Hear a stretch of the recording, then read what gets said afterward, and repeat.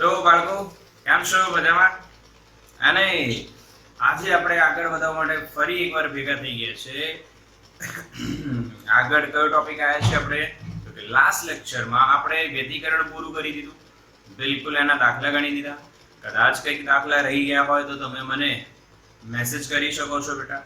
બાકી તો બિલકુલ ક્લિયર આપણા બધા પોઈન્ટ્સ વ્યતિકરણમાં થઈ ગયા છે.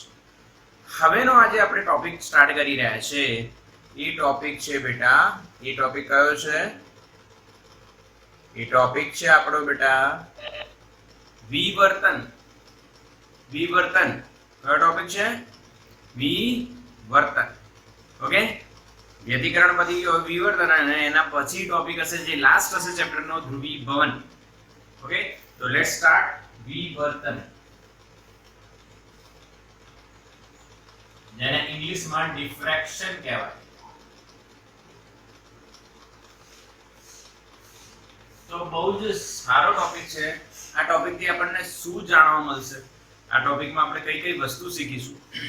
તો સિમ્પલ વાત એવી કરી દઉં કે તમને ખબર છે કે દરવાજો બંધ હોય અને દરવાજાની બહાર કોઈ આવીને બૂમો પાડે અથવા બોલે તો તમને સંભળાશે, પરંતુ કોણ આવ્યું એ ખબર પડે નહીં, દેખાય નહીં.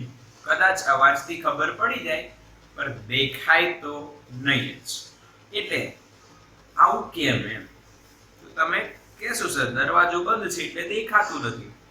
પણ હું તમને એક વાત કહું, જ્યારે વ્યક્તિ બહાર ઊભો છે ત્યારે એના મુખમાંથી ધ્વનિ તરંગો આવે છે અને એના શરીર પરથી પ્રકાશ તરંગો પરાવર્તિત થઈને આવે છે.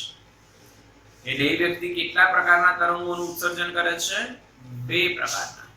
એક ધ્વનિ તરંગ અને બીજું પ્રકાશ તરંગ. પ્રકાશ તરંગ કયા? સૂર્યનો પ્રકાશ વ્યક્તિના શરીર પર પડે છે, એનું પરાવર્તન થાય છે, અમુક શોષણ થાય ને અમુક પરાવર્તન થાય, તો એ પરાવર્તિત પ્રકાશ એ વ્યક્તિના શરીર પરથી આવે છે. ક્લિયર છે? તો કેટલા પ્રકારના તરંગોનું ઉત્સર્જન કરે છે વ્યક્તિ? 2 પ્રકારના. બિલકુલ ક્લિયર? તો બેટા બિલકુલ ક્લિયર સંભળાય છે અને જે મેં કન્સેપ્ટ કીધું એ તમને બિલકુલ પાકો છે કે બહાર ઊભેલી વ્યક્તિ હોય એ બોલે તો સંભળાય પરંતુ એ દેખાતી નથી. તો એ વ્યક્તિ કેટલા તરંગોનું ઉત્સર્જન કરે છે? 2. પહેલું કયું? ધ્વનિ તરંગ. બીજું કયું? પ્રકાશ તરંગ. તો આ બંને તરંગમાંથી કયું તરંગ આપણા સુધી પહોંચે છે? બોલો, ધ્વનિ કે પ્રકાશ? દરવાજો બંધ છે, ધ્વનિ કે પ્રકાશ તરંગ આપણા સુધી પહોંચે છે? કયો તરંગ આપણા સુધી પહોંચે છે? ધ્વનિ તરંગ. પ્રકાશ તરંગ નથી પહોંચતો, ધ્વનિ તરંગ આવી જાય છે. એક એક્ઝામ્પલ આપું લાઈવ. હમણાં હું બોલી રહ્યો છું, તમને સંભળાય પણ છે ને દેખાય બી છે. અરે હા કે ના? યસ ઓર નો? એટલે મારા મોઢામાંથી ધ્વનિ તરંગો અને મારા શરીર પરથી પ્રકાશ તરંગો પરાવર્તિત થઈને તમારા સુધી પહોંચી રહ્યા. હવે જો હું આ સ્ક્રીનમાંથી હટી જઈશ અને બોલીશ તો તમને સંભળાશે પણ હું દેખાવ નહીં.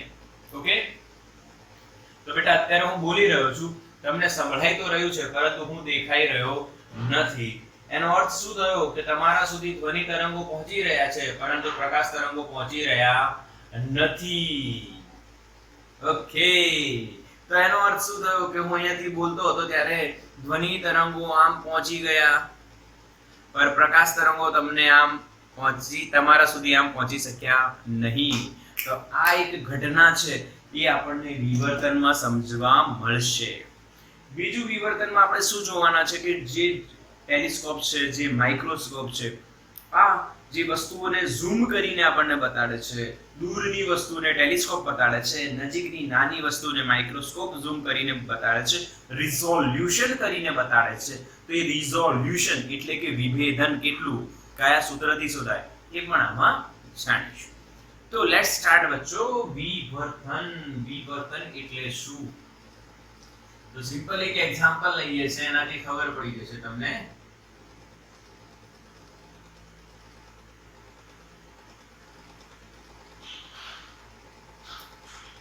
આપણે એક સ્લીટ બનાવી દીધી, કાચ બનાવી દીધી બારે. ઓકે, આ પારદર્શક છે, જેમાંથી કશું તરંગો પસાર થાય નહીં. આ જે ખાંચ છે એની પહોળાઈ સ્મોલ a છે. અહીંયાથી તરંગો આવે છે. આ મેં કિરણો દોર્યા. અહીંયા તરંગો બી કહી શકો, તરંગો જ આવે છે, પણ કિરણ બતાવે છે કે આ દિશામાં આવે છે. હવે કેવા આવે છે એની ફીલ કરવાનું જોઈએ. જેનો સમતલ તરંગ અગરો છે. સમતલ તરંગ અગરો. આની બે તરંગો, બે શૃંગ અને ગર્ત વચ્ચેના અંતરને શું કહેવાય? લેમ્ડા. અને સમતલ તરંગ અગરો આ દિશામાં ગતિ કરીને આ સ્લિટ તરફ આવે છે. બતાવો શું આ સમગ્ર તરંગ અગ્ર અંદરથી પસાર થઈ જશે સીધે સીધું? તો કે ના, વચ્ચે ખાંચ છે એટલે આ હાઈટ વધી જાય. એટલે સિમ્પલ લોજિક છે. આ હાઈટ વધી ગઈ, આ હાઈટ નાની છે તો આને વળવું પડશે. એટલે અહીંયા તરંગો અથવા તરંગ અગ્રો વળી જાય છે. Yes or no? આ કે ના? આ કેસ 1 કહેવાય બેટા. ક્લિયર? યસ. આ કે ના સમજણ પડી બધાને? હા કે ના બેટા? મેસેજ કરો ફાસ્ટ. સમજણ પડી કે નહીં? વળાંક વળવાનું કેમ થયું? કે આ ખાંચ નાની છે એટલે વળે છે. તો અહીંયા વિવર્તન કઈ રીતના વ્યાખ્યાયિત થાય છે સમજો. જ્યારે તરંગના માર્ગમાં કોઈ અડચણ કે સ્લિટ આવે, સ્લિટ આદરી ખાંચ આવે કે અડચણ આવે, ત્યારે તરંગ ધાર આગળથી સહેજ વાંકું વળે છે. ધાર આગળથી સહેજ વાંકું વળે છે. તરંગના આ વાંકા વળવાની ઘટનાને વિવર્તન કહે છે. સિમ્પલ.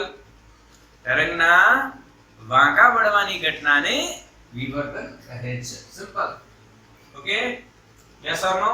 જ્યારે તરંગના માર્ગમાં માની લો હું તરંગ છું, હમણાં ખુલ્લો રસ્તો છે, પણ આટલો રસ્તો હોય માની લો તો મારે વળીને જવું પડે.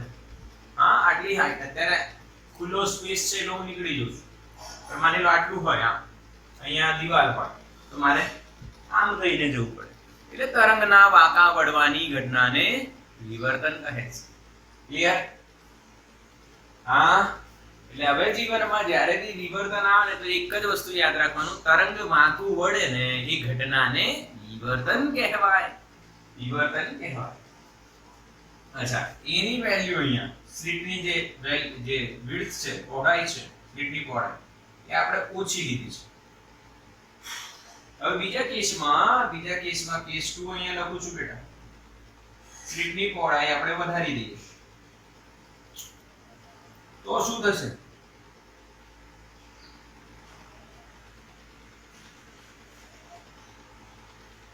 તો જે તરંગ અગરો આવી રહ્યા છે, સ્લિટની પહોળાઈ અહીંયા વધી ગઈ છે, તો વળવું ઓછું થઈ જશે.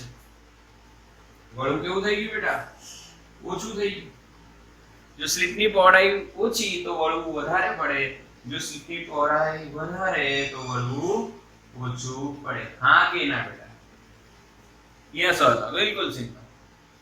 તો અહીંયા આપણે શું સાબિત કરી રહ્યા છીએ એ તમને હું બતાવી દઉં બેટા કે વિવર્તન શેના પર આધાર રાખે છે? વિવર્તન શેના પર આધાર રાખે છે? તો અહીંયાથી આપણને જાણવા મળે કે વિવર્તન એટલે પ્રકાશ ને તરંગનું વાંકું વળવું. એ વાંકું વળવું સ્લિટની પહોળાઈના વ્યસ્ત પ્રમાણમાં છે. જો સ્લિટની પહોળાઈ ઓછી તો વાંકું વધારે વળે, સ્લિટની પહોળાઈ વધારે તો વાંકું ઓછું વળે. બોલો હા કે ના બેટા? સમજણ પડી? યસ ઓર નો? બિલકુલ ક્લિયર, બિલકુલ ક્લિયર. તો એનો મતલબ શું થયો કે ભાઈ સ્લિટની પહોળાઈ પરથી ખબર પડી જાય કે વિવર્તન વધારે કે ઓછું. પરંતુ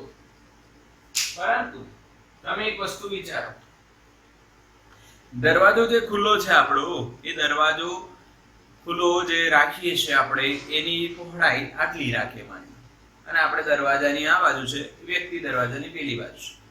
હવે એ બોલે તો સંભળાય, પણ એ દેખાતો નથી. એનો મતલબ શું થયો કે સ્લીટની પહોળાઈ તો સરખી છે, પણ આપણે તરંગ બદલ્યા. એક ધ્વનિ તરંગ છે, એક પ્રકાશ તરંગ છે, બંને બદલ્યા તો વળવાની ઘટના બી બદલાઈ જાય. એટલે વળવાની જે ઘટના વિવર્તન છે એ માત્ર સ્લીટની પહોળાઈ પર આધાર નથી રાખતી. જેટલી પહોળાઈ તમે વધારી દો તો વળવું ઓછું પડે, સ્લીટની પહોળાઈ ઓછી કરી દો તો વળવું વધારે પડે. એ વસ્તુ પાકી છે, સાચી છે. પરંતુ સ્લીટની પહોળાઈ અચળ રાખો અને તરંગ બદલો. ધ્વનિ તરંગ આવી જશે, પ્રકાશ તરંગ નહીં આવે. એનો મતલબ એ માત્ર સ્લીટની પહોળાઈ પર આધાર નથી રાખતું. કોણ? વિવર્તન. એ બીજી એક ઘટના પર આધાર રાખે છે, જે તરંગના પ્રકાર તરીકે આપણે એને કહી શકીએ. જેમ કે તરંગમાં આપણે બે તરંગો લઈએ બેટા, ધ્વનિ તરંગ અને પ્રકાશ તરંગ. તો સિમ્પલ આપણને વાત ખબર છે, ધ્વનિ તરંગ વળી જાય છે. કેમ વળી જાય? તો એનો કોઈ ગુણધર્મ પ્રકાશથી અલગ હોવો જોઈએ, એટલે એ વળી જાય છે. તો ધ્વનિ તરંગની જે લેમ્ડા છે એ લગભગ મીટરના ક્રમની હોય છે. મીટરના ક્રમની હોય છે. અને એ જ વસ્તુ પ્રકાશમાં 10⁻⁷ મીટરના ક્રમની હોય છે. પ્રકાશમાં જાની વાલી પીનારા આપણે કેટલું લખીએ? 400 નેનોમીટર થી 700 નેનોમીટર. હવે 400 નેનોમીટર એટલે 4 × 10⁻⁷ મીટર થી 7 × 10⁻⁷ મીટર. એટલે એનો જે ક્રમ છે એ 10⁻⁷ થયો બેટા. હા કે ના? એનો જે ક્રમ છે બેટા એ 10⁻⁷ થયો. એનો જે ક્રમ છે કયો થયો બેટા? 10⁻⁷. એટલે પ્રકાશ તરંગની જે તરંગ લંબાઈ છે એ ઓછી છે અને ધ્વનિ તરંગની જે તરંગ લંબાઈ છે એ વધારે છે. એટલે પ્રેક્ટિકલ એક ઘટના બની રહી હતી કે ધ્વનિ તરંગ વળી જાય છે, પ્રકાશ તરંગ નથી વળતો. તો કેમ વળી જાય છે? કેમ કે એમની લેમ્ડા વધારે છે, ધ્વનિની લેમ્ડા વધારે છે અને પ્રકાશની લેમ્ડા ઓછી છે. આ કિસ્સા પરથી આપણે એમ કહી શકીએ વિવર્તન એ તરંગ લંબાઈના સમપ્રમાણમાં છે. જેની તરંગ લંબાઈ વધારે એ વધારે વળી જાય, જેની તરંગ લંબાઈ ઓછી એ ઓછું વળે. તો આ પહેલા રિલેશન પરથી અને આ બીજા રિલેશન પરથી આ બંનેને આપણે કમ્બાઈન કરીએ તો ફાઇનલી આપણને વિવર્તન કોના પર આધાર રાખે છે ખબર પડી જાય. ભાઈ વિવર્તન એ કોના પર આધાર રાખે છે? લેમ્ડા બાય a પર આધારિત છે.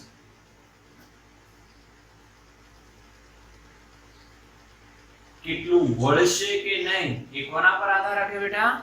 Lambda by a. લેમ્ડાના સમ અને સ્લિટની પહોળાઈના વ્યસ્ત. લેમ્ડાના સમ પ્રમાણમાં સ્લિટની પહોળાઈના વ્યસ્ત. આ રિલેશન બેટા રોજિંદા જીવનમાં ઘટે છે.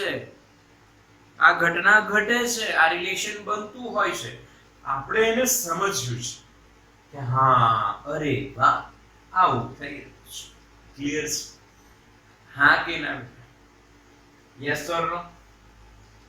એટલે અહીંયા તમે યાદ રાખજો કે વિવર્તન કોના સમપ્રમાણમાં છે અથવા કોના પર આધાર રાખે છે?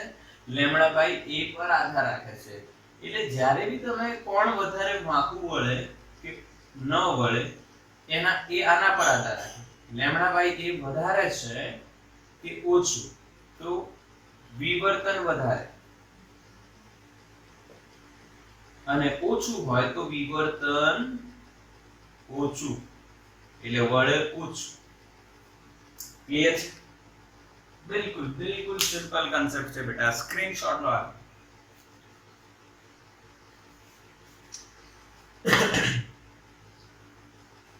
થઈ ગયું બેટા? ડન? યસ. લાઈવ ક્લાસ ચાલી રહ્યો છે તો રિસ્પોન્સ બરાબર આપો બધા. મેસેજ કર દો ફાસ્ટ. હવે વિવર્તન આપણે ભણી લીધું. હવે આપણે શું કરવાના છે કે વિવર્તન સમજ તો પડી ગઈ.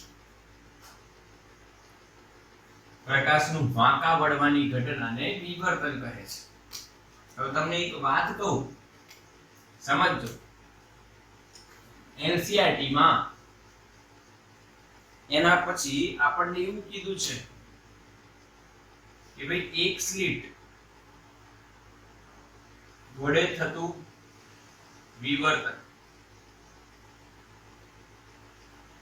એમાં કઈ કઈ વસ્તુ અગત્યની છે એ ભણવાની છે આપણે.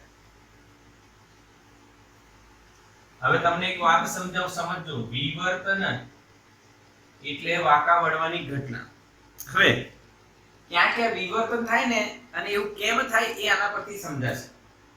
તો પહેલી વાત સમજજો બેટા, પહેલી વાત સમજજો. વિવર્તન ક્યારે થાય તો કોઈ અડચણ આવે તો સિમ્પલ તમને એક વસ્તુ વિચારવાનું કહું. તમને આમે ટોપ વ્યૂ બતાવું છું. ટોપ વ્યૂ માની લો તમે ઉપરથી જોઈ રહ્યા છો. રાતનો સમય છે.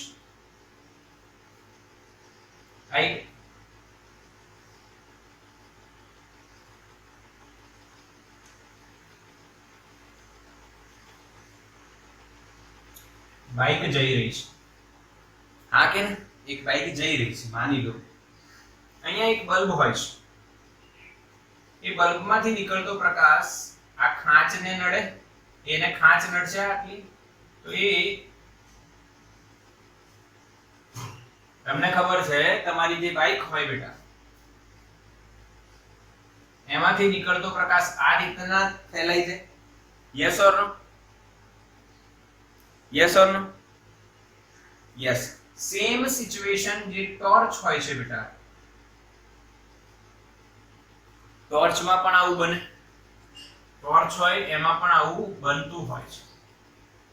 અચ્છા, આની જ્યારે તમે ડિટેલ સ્ટડી કરો તો સિમ્પલ આપણી જે ટોર્ચ હોય છે, બરાબર, અંધારું થઈ જાય. અત્યારે તો મોબાઈલ ની આવી ગઈ છે, પણ મોબાઈલમાં એલઈડી ટોર્ચ, ઓકે, જે નોર્મલ બલ્બ વાળી ટોર્ચ છે એનાથી તમને લાઈવ જોવા મળશે. એ ટોર્ચને તમે અંધારું કરીને રાતના સમયે દિવાલ પર પાડશો ને તો તમને આવી વિવર્તન ભાત જોવા મળશે. આજે બધા પ્રેક્ટિસ કરજો, આ એક્સપેરિમેન્ટ કરીને મને કહેજો. ન થાય તો મને કહેજો. વચ્ચે પ્રકાશ દેખાશે, આજુબાજુ થોડું ડાર્ક દેખાશે, પાછો પ્રકાશ દેખાશે, પછી આજુબાજુ ડાર્ક દેખાશે. Dark portion. ક્લિયર? અમારી વાત સમજાઈ રહી છે કે નહીં? યસ ઓર નો?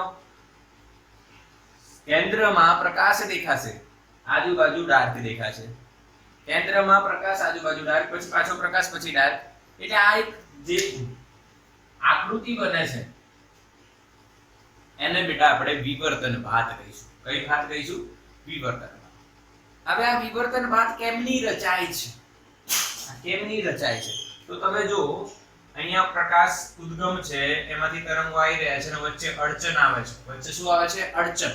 અડચણ આવે એટલે શું થઈ જાય? વિવર્તન. વિવર્તન એટલે વળે તો અહીંયા કંઈક ને કંઈક એવી ઘટના બને કે અહીંયા તીવ્રતા મહત્તમ, અહીંયા તીવ્રતા ઓછી, અહીંયા તીવ્રતા મહત્તમ, અહીંયા તીવ્રતા ઓછી. એટલે આ રીતના તીવ્રતા મહત્તમ ઓછી મહત્તમ ન્યૂનતમ થયા કરે. તો તમને ખબર છે વ્યતિકરણમાં તમે ભણી ગયા છો સહાયક વ્યતિકરણ અને વિનાશક વ્યતિકરણ. અરે હા કે ના બેટા? ભણ્યા છો ને? એનો મતલબ તમે અહીં કહી શકો છો કે અહીંયા સહાયક વ્યતિકરણ થાય છે, અહીંયા વિનાશક થાય છે, અહીંયા સહાયક થાય છે, અહીંયા વિનાશક થાય છે. એટલે વિવર્તનની અંદર વ્યતિકરણ હોય જ. વિવર્તન અને વ્યતિકરણ વચ્ચે કોઈ અલગ એકદમ તમે શ્યોરલી ના કહી શકો કે આ વિવર્તન આમ અને વ્યતિકરણ આમ. ના, બંને સંકળાયેલી વસ્તુ છે. એનું ડિફરન્સ આપણે જરૂરથી જોવાના છીએ, પણ બંને સંકળાયેલી વસ્તુ છે. અરે હા કે ના બેટા? સમજાવવાની જવાબદારી મારી છે, સો ડોન્ટ વરી. પણ તમે આટલું સમજ્યા? આ વિવર્તન ભાત કેમ મળે તો જો ભાઈ કેમની મળશે હમણાં જોઈશું. પણ આને કહેવાય જે સેન્ટરમાં મળે છે ને એને કહીશું આપણે મધ્યસ્થ અધિકતમ. એના પછી જે મળશે એને કહેવાય પ્રથમ ન્યૂનતમ, અને એના પછી જે મળશે એને કહેવાય પ્રથમ અધિકતમ. પછી દ્વિતીય ન્યૂનતમ, પછી દ્વિતીય અધિકતમ, આમ આખી પેટર્ન ચાલ્યા કરશે જેમ વ્યતિકરણમાં હતું. મધ્યસ્થ અધિકતમ, મધ્યસ્થ અધિકતમ, આ રીતના ચાલ્યા તમને કરશે. બોલો ક્લિયર? આ ડ્રો કરી નાખો ચોપડીમાં. ચલો ફટાફટ ડ્રો કરી નાખો. આ આકૃતિ ડ્રો કરી નાખો ચોપડીમાં. દોરાયેલી હોવી જોઈએ આ આકૃતિ બધાને. ચોપડીમાં જ દોરો. જ્યાં વિવર્તન છે ત્યાં જ આવું દોરો. હવે ક્લિયર? હવે બેટા સમજો કે ભાઈ આ આકૃતિ ફિક્સ છે કે આ મળી રહી છે. હવે આપણે સમજવાનું છે કે આવું કેમ મળે છે. મારી વાત ધ્યાનથી સમજ. સૂર્ય સવારે નારંગી દેખાય જ છે. કેમ દેખાય છે એ આપણે સમજાવવાનું છે. એટલે વિવર્તન ભાત આવી મળે જ છે. કેમની મળે છે એ આપણે સમજવાનું છે. ક્લિયર? તો અહીંયા સહાયક, અહીંયા વિનાશક, અહીંયા સહાયક, અહીંયા વિનાશક, આવું થઈ રહ્યું છે. તો બેટા આપણે શું કરીશું? તો આપણે સૌથી પહેલા પથ તફાવતની ગણતરી કરીશું. તમને ખબર છે સહાયક કે વિનાશક વ્યતિકરણ માટે પદ તફાવત ખૂબ જ અનિવાર્ય છે. એટલે પદ તફાવત કેટલો થાય છે વિવર્તનમાં એ આપણે કેલ્ક્યુલેટ કરીશું. હા કે ના? પછી આપણે આ ઘટના સમજાવીશું. ચાલો સ્ટાર્ટ કરીએ. તો ધ્યાન આપવાની વાત છે બેટા. અહીંયા મેં એક સ્લિટ બનાવી જેની પહોળાઈ એ છે. ઓકે? અને આ પોઈન્ટ ને અહીંયા હું L આપું છું નામ, અહીંયા N આપું છું, ગમે તે અપાય. આ અહીંયાથી તરંગો આવી રહ્યા છે બેટા. તરંગો આવી રહ્યા છે ઘણા બધા. હવે એ તરંગોનું પ્રસરણ આપણે તરંગ અગ્ર સ્વરૂપે સમજીએ છીએ. તો માની લો તરંગ અગ્ર આવ્યું, એ સ્લિટ પર આપાત થયું. સમજજો, તરંગ અગ્ર આવ્યું, હાઇગેન્સનો સિદ્ધાંત. તરંગ અગ્ર આવ્યું, સ્લિટ પર આપાત થયું, તો એ તરંગ અગ્ર પરના બધા બિંદુઓ ગૌણ ઉદ્ગમ તરીકે વધશે અને પોતાનામાંથી ગોળાકાર ગૌણ તરંગોનું ઉત્સર્જન કરશે. ગૌણ તરંગોનું ઉત્સર્જન કરશે. હવે માની લો અહીંયા એક L આપણે પોઈન્ટ લઈએ, એક N લઈએ, વચ્ચે M લઈ લો. સમજો આ પોઈન્ટ ના નામ છે L, M, N. તો L પરથી આ દિશામાં પણ જશે, આ દિશામાં પણ જશે અને આ દિશામાં. સિમિલરલી N પરથી આ દિશામાં, બધી દિશામાં આગળ તરંગો જશે. હા કે ના? ક્લિયર છે? અને એ તરંગો, ધ્યાન આપજો, એ તરંગો આગળ જઈને જ્યાં સંપાત થાય, ત્યાં સંપાત થવાથી શું થઈ શકે? તો જો સંપાતીકરણ દરમિયાન તીવ્રતા મહત્તમ મળે તો સહાયક વ્યતિકરણ થાય અને તીવ્રતા મહત્તમ એટલે એને મધ્યસ્થ અધિકતમ કહીશું. પછી પ્રથમ ન્યૂનતમ કહીશું, પ્રથમ અધિકતમ કહીશું. આવી ઘટનાઓ બનશે.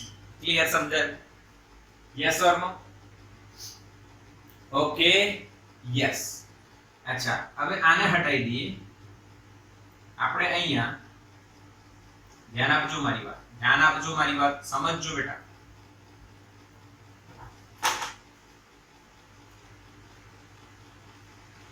અમુક કિરણો આપણે સીધા લઈએ સી તરફ. આ સી પોઈન્ટ છે અને એક આપણે અહીંયા થીટા ખૂણે, કેટલા ખૂણે બેટા? થીટા ખૂણે. અહીંયાથી આ થીટા ખૂણે, અહીંયાથી બી થીટા ખૂણે, અહીંયા પી તરફ જઈ રહ્યા છે. હવે તમે એમ વિચારશો સર આ તો સમાંતર છે, આ તો કેવા કિરણો આવી રહ્યા છે? સમાંતર. તો બેટા વિવર્તન ફ્રોનહોફર નામના વૈજ્ઞાનિકે સમજાવ્યું. ફ્રોનહોફર એમાં એને અનંત અંતરેથી આવતા કિરણો સ્લિટમાંથી પસાર થાય અને પછી અનંત અંતરે જાય એ ઘટનાનો અભ્યાસ કર્યો. આ અભ્યાસ એમણે અહીંયા બહિર્ગોળ લેન્સ મૂક્યો તો આ વળી ગયા અને વળીને પડદા પર પડે અને પડદા પર આવી ભાત રચાય. આવી રીતે એમણે કર્યું. એટલે અત્યારે ટેક્સ્ટબુકમાં ભલે આકૃતિ આવી છે પણ અહીંયા લેન્સ આવે ફ્રોનહોફર વિવર્તન સમજીએ ત્યારે ફ્રોનહોફર જે વિવર્તન અહીંયા લેન્સ આવે એટલે અહીંયા કેન્દ્રિત થાય એલું બિલોરી કાચ વાળું સૂર્યપ્રકાશને કેન્દ્રિત કરતા હતા ખબર છે કાગળ સળગાવતા હતા કેન્દ્રિત કરતા હતા સૂર્યપ્રકાશને હા એવું જ બેટા એવું જ તેને ફ્રોનહોફર વિવર્તન કહેવાય ઓકે ચાલો ઠીક હવે પદ તફાવતની ગણતરી કરવાનો સમય આવી ગયો છે સમજજો બેટા આ જે મધ્યસ્થ જે લાઈન છે એને હું હટાવી દઉં છું અત્યારે કેમ કે પદ તફાવત ગણતી વખતે તમને સમજણ પડવી જોઈએ ખાલી સૂત્ર મેળવી દેવું એવું નથી આપણો ગોલ આપણે એને સમજીશું શાંતિથી કોઈ ઉતાવળ નથી આપણે સારી સ્પીડમાં છીએ આપણે સારા લેવલ સુધી પહોંચી ચૂક્યા છીએ હવે કોઈ ઉતાવળ નથી હવે ધ્યાન આપજો અહીંયા પદ તફાવત હવે પદ તફાવત જે છે તમે આકૃતિ પરથી જુઓ તો આ કિરણ છે આ એક કિરણ છે આમાંથી લંબ દોરીએ અને આટલો ભાગ કાઢી દઈએ તો આ બંને સરખા થઈ ગયા તો તફાવત કેટલો થયો બેટા આને માની લો હું q કહી દઉં તો પદ તફાવત લગાશે np માંથી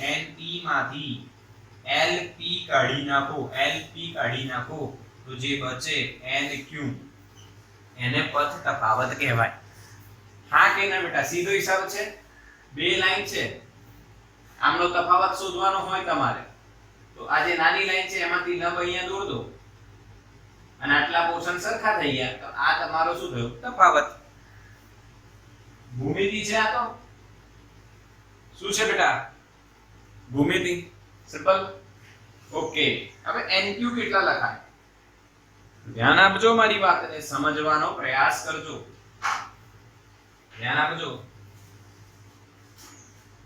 અહીંયા 90 સમજો આ 90 આ થીટા આખું 90 થાય આ થીટા છે તો કેટલું થાય 90 - થીટા આ કેટલું થશે થીટા અરે હા કે ના બોલો હા કે ના બેટા આ 90 થીટા કેમનું થયું કેમ કે આ થીટા ખૂણે જતા કિરણોની વાત કરી રહ્યા છે તો આ થીટા છે તો આ 90 - થીટા થાય તો આ થીટા જ થવાનું સિમિલરલી આ થીટા છે તો આ 90 - થીટા થાય આ 90 થીટા તો ત્રિકોણનો ત્રીજો ખૂણો શું થશે થીટા ક્લિયર છે ને કન્સેપ્ટ બિલકુલ ક્લિયર રાખજો ઓકે હવે અહીંયા આપણી જોડે L Q N ત્રિકોણની વાત કરીએ તો NQ આપણને શું દેખાશે ધ્યાન આપજો બેટા આ 90 છે આ L N અને Q છે બેટા આ થીટા થયું આ A છે એટલે આ કર્ણ કહેવાય અને આ ખૂણાની કઈ બાજુ કહેવાય સામેની બાજુ ભાઈ સામેની બાજુ એટલે બેટા કર્ણ ગુણ્યા sin થીટા કર્ણ કેટલું છે A તો A sin થીટા બોલો હા કે ના બોલો હા કે ના સમજણ પડી કે નહીં તો NQ બરાબર આપણે શું લખીશું બેટા A sin થીટા યસ પરંતુ તમે જોઈ શકો છો કે આ સ્લિટની જે પહોળાઈ હોય છે ખૂબ જ સૂક્ષ્મ હોય છે બેટા ખૂબ જ સૂક્ષ્મ હોય છે આ સ્લિટની જે પહોળાઈ છે બેટા ખૂબ જ સૂક્ષ્મ હોય તો થીટા પણ નાનો હશે થીટા પણ કેવો હશે નાનો તો થીટા ખૂબ જ નાનો હોવાથી તમે sin થીટા એપ્રોક્સિમેટલી શું લખી શકો બેટા થીટા તો પદ તફાવત જે આપણે લખ્યું nq એ આપણને કેટલું મળશે a થીટા બોલો સમજણ પડી બેટા હા કે ના ક્લિયર બિલકુલ યસ ઓર નો યસ સમજાઈ ગયું બિલકુલ સિમ્પલ રીત છે આપણી સમજવાની કે આને પદ તફાવત કઈ રીતે આપણે a થીટા લાયા કયા કિસ્સામાં? એક સ્લિટ વડે થતા વિવર્તનના કિસ્સામાં. કોઈ ડાઉટ રાખો નહીં બેટા. બિલકુલ બિલકુલ. હવે જો આપણી આ જર્ની કઈ રીતના જશે, આ તો આપણને વિવર્તન ભાત તો આવડી ગઈ. હવે જર્ની આપણે શું છે વિવર્તનની એ તમને કહી દઉં. વિવર્તનમાં આપણે પહેલા વિવર્તન સમજવું અને તે શેના પર આધાર રાખે?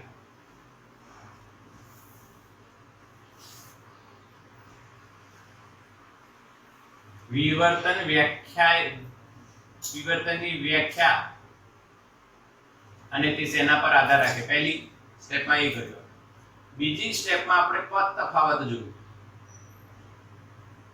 શું જોયું બેટા? પદ તફાવત. પદ તફાવત આપણને કેટલો મળ્યો? a * theta. ત્રીજી સ્ટેપમાં જે વિવર્તન ભાત હતી એમાં પહેલું આપણને મધ્યસ્થ અધિકતમ મળશે. પછી સ્ટેપ 4 માં ન્યૂનતમોની શરત મેળવીશું. સ્ટેપ 5 માં અધિકતમોની શરત મેળવીશું. ખબર પડે બેટા? આ ઓર્ડરમાં જઈશું. કયા બે વસ્તુ કમ્પ્લીટ કરી નાખી આપણે? પહેલી ને બીજી. પાક્કું ને? વિવર્તનની વ્યાખ્યા બોલો શું છે? તરંગના વાંકા વળવાની ઘટનાને વિવર્તન કહેવાય. તે શેના પર આધાર રાખે છે? λ/a પર. તેનો પદ તફાવત કેટલો આવે બેટા? a theta. બોલો ક્લિયર કે નહીં? હા કે ના? સ્ક્રીનશોટ લઈ લો તમે ફટાફટ. હા, અને આ એક સ્ક્રીનશોટ આના પર બી વસ્તુને તમે ફોકસ કરજો. મધ્યસ્થ અધિકતમ પછી ન્યૂનતમ પછી અધિકતમ પછી ન્યૂનતમ પાછું. આ બી ફોકસ કરજો. આ મધ્યસ્થ અધિકતમ, આ ન્યૂનતમ, આ અધિકતમ, આ ન્યૂનતમ. ઓકે, સ્ક્રીનશોટ લઈ લીધો? હા કે ના બેટા? ફટાફટ બોલો. ડન.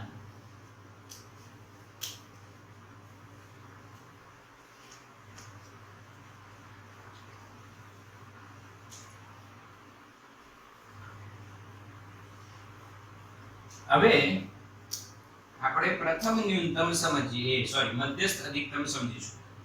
આને આપણે હટાવી દઈએ છીએ. બરાબર? અને તમને મધ્યસ્થ અધિકતમ સમજાવું. ધ્યાન આપજો. પહેલા આપણે સમજીએ મધ્યસ્થ અધિકતમ. એકદમ સિમ્પલ કન્સેપ્ટ થી સમજાઈશ. બિલકુલ સિમ્પલ. આકૃતિ એની એ જ. અહીંયા બેટા n, અહીંયા બેટા n.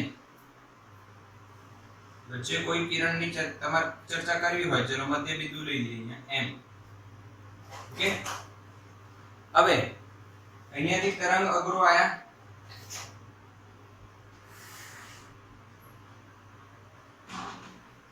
આના પર લેમ્બડા તરંગ લંબાઈ વાળા તરંગ અગ્રો આયા. અહીંયા સંપાત થયા સ્લિટ પર. સ્લિટની પહોળાઈ આપણે કેટલી રાખી હતી? સ્લિટની પહોળાઈ a. ધ્યાન આપજો. હવે ઘણા બધા તરંગો નીકળી રહ્યા હતા, પરંતુ આપણે પ્રસરણની દિશા સાથે બનતો ખૂણો 0 હોય એવા તરંગોની ચર્ચા કરી. પ્રસરણની દિશા સાથે કેટલો ખૂણો બનાવે? 0. 0 એટલે સીધા આવે છે. તો અહીંયાથી ઘણા બધા કિરણો આપણે બતાવીએ છીએ, પરંતુ જે શૂન્ય પ્રસરણની દિશા આમ છે અને એની સાથે 0 નો ખૂણો બનાવે અને c તરફ જાય એવા કિરણોની વાત કરી. એ કિરણો જ્યારે c બિંદુ આગળ સંપાત થાય ત્યારે શું થશે? ત્યારે આ બધા જે તરંગો કહીએ, કિરણોની જગ્યાએ હવે તરંગો કહી શકો, કાં તો કિરણ કહી શકો. કિરણ શું કરે? તરંગના પ્રસરણની દિશા દર્શાવે. તો આ જે તરંગો જે છે l, m અને n માંથી θ 0 ખૂણે મળીને c પર પહોંચે. તરંગો વચ્ચે કળા પદ તફાવત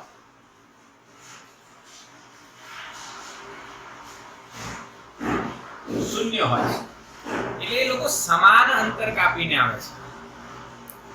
કેવું અંતર કાપીને આવે બેટા? સમાન અંતર, અને એક જ સમયે C પર પહોંચે છે. કળા તફાવત શૂન્ય પણ થઈ જશે. કેમ? કેમ કે પદ તફાવત શૂન્ય છે. એટલે તમને ખબર છે પદ તફાવત શૂન્ય આવ્યું તો કળા તફાવત કેટલું? તમને ખબર છે AB 0 થઈ જશે, કળા તફાવત 0.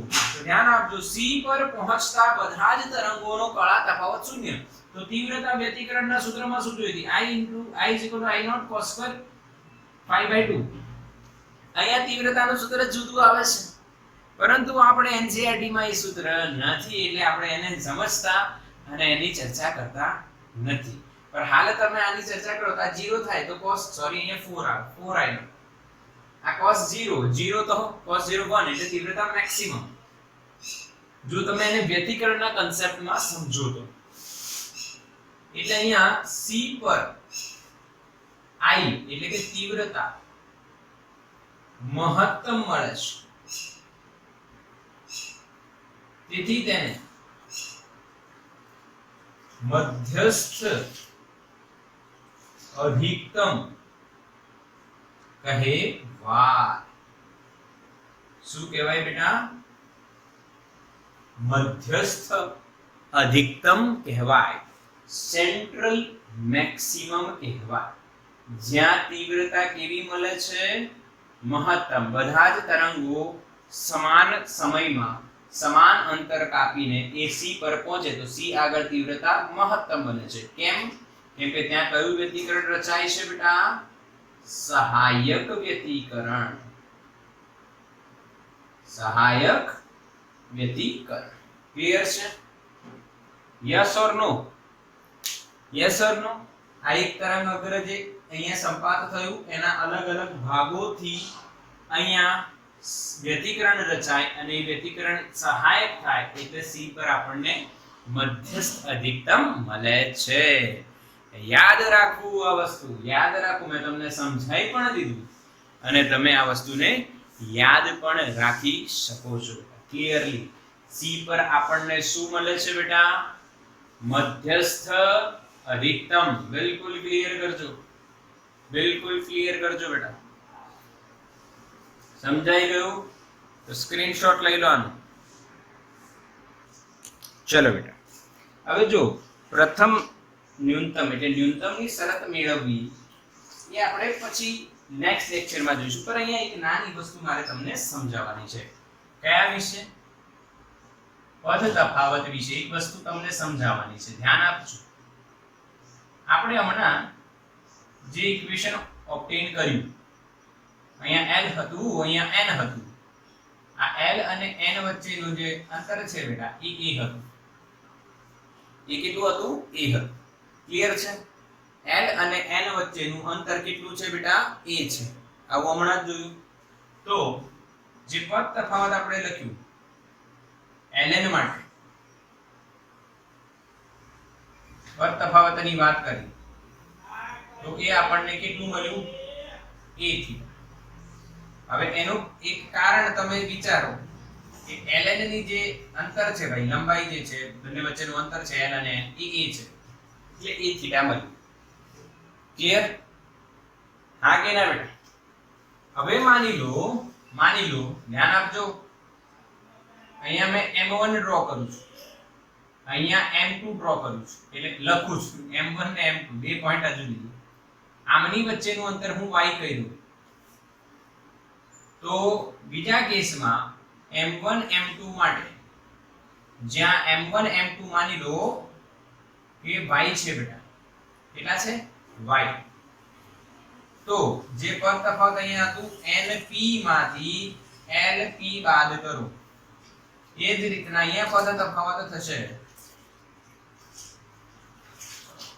m np હતું તો m2p માઈનસ m1p બરાબર શું લખાશે બેટા? y into theta. શું લખાશે?